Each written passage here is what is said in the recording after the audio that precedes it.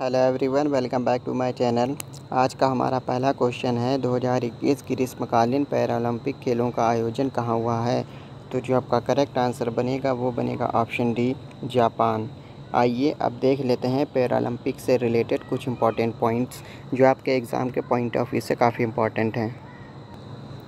2021 में होने वाला ग्रीष्मकालीन पैरालंपिक 2020 का आयोजन जापान की राजधानी टोक्यो में हुआ। पहले इसका आयोजन 2020 में होना था, लेकिन कोरोना वायरस के कारण 2021 में आयोजित हुआ है। जैसा कि आप सभी को पता है कि टोक्यो ओलंपिक का खेल भी पहले 2020 में होना था, लेकिन कोविड की वजह से इसको 2021 में इसका आयोजन किया गया। ठीक उसी तरीके से पैरालंपिक खेलों का आयोजन भी 2021 में हुआ।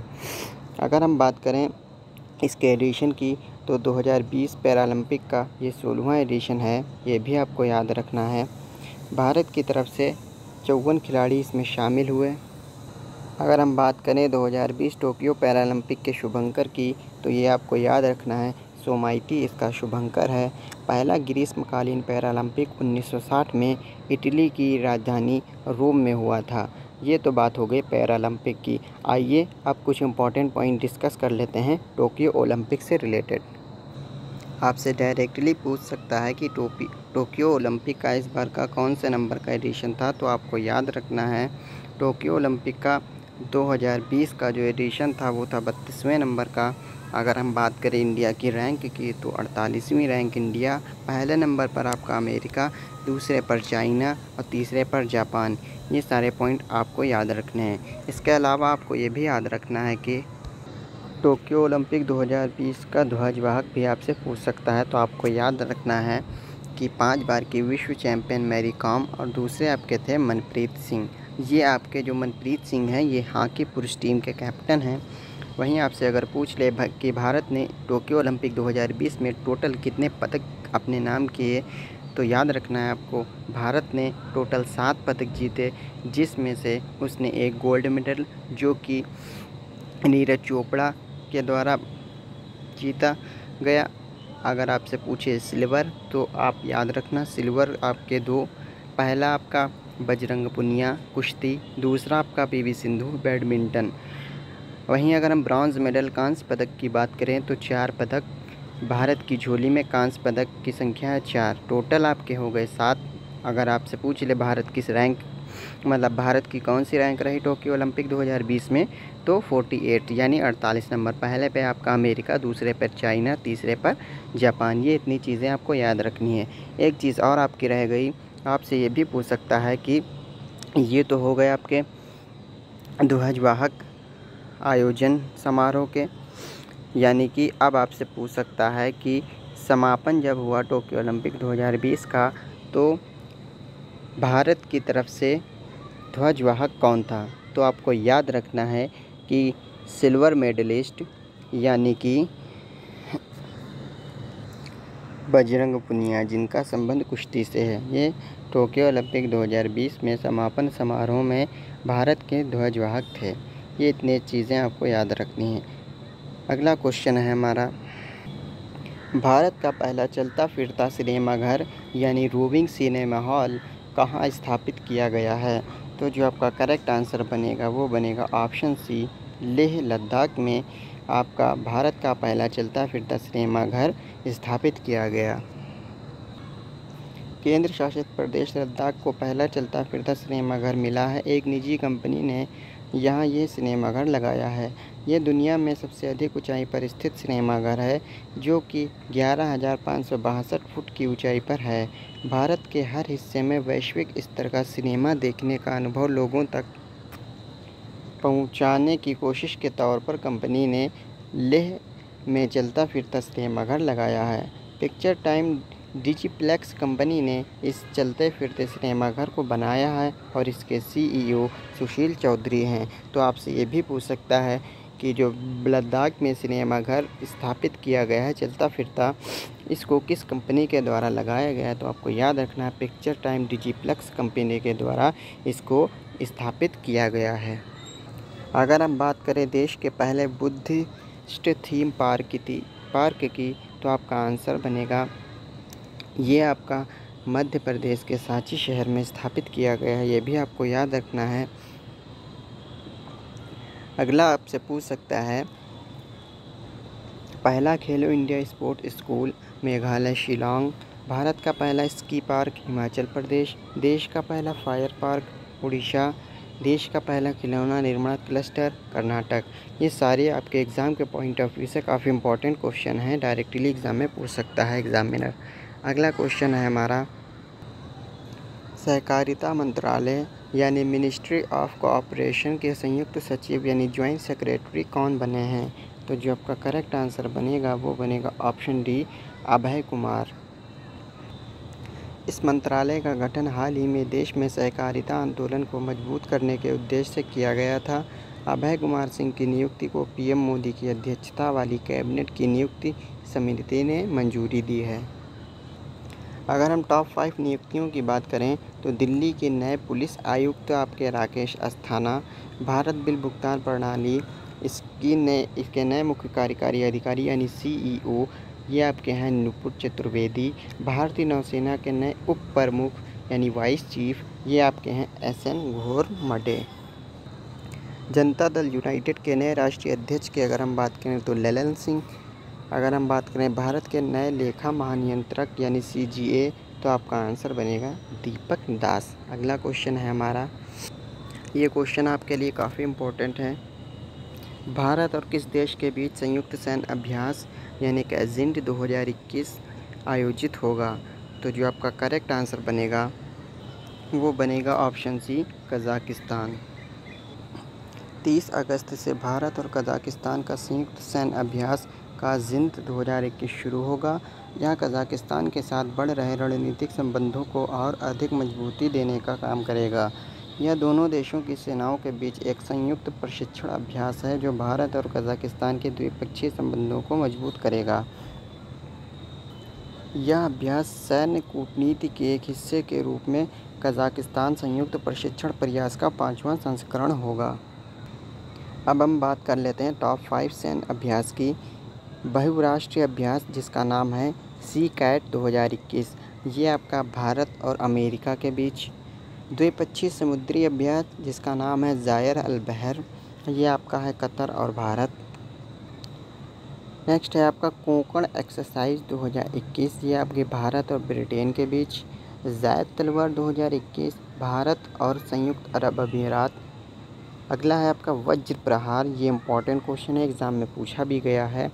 ये संयुक्त सैन्य अभ्यास भारत और अमेरिका के बीच वज्र प्रहार एग्ज़ाम में पूछा गया है क्वेश्चन, ये आपको याद रखने सारे आपके लिए इम्पोर्टेंट क्वेश्चन हैं। अगला क्वेश्चन है हमारा, ग्लोबल मैन्युफैक्चरिंग रिस्क इंडेक्स में भारत कौन से स्थान पर रहा? तो जो आपका करेक्ट आंसर बनेगा वो बनेगा ऑप्शन बी, 2। आपसे डायरेक्टली एग्ज़ाम में पूछ सकता है।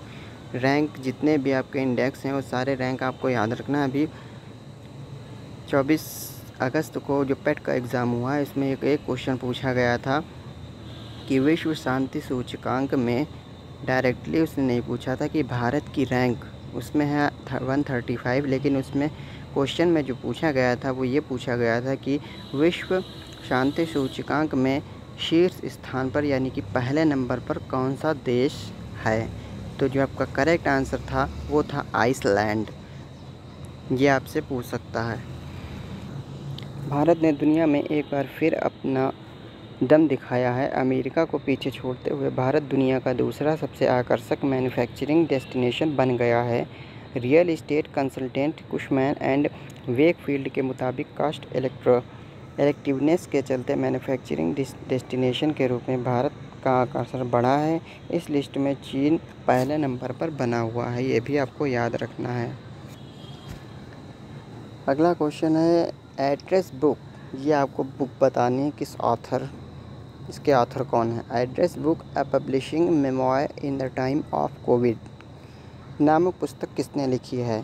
तो जो आपका करेक्ट आंसर बनेगा वो बनेगा ऑप्शन सी, ऋतु मेनन। ऋतु मेनन के द्वारा इस पुस्तक को लिखा गया है।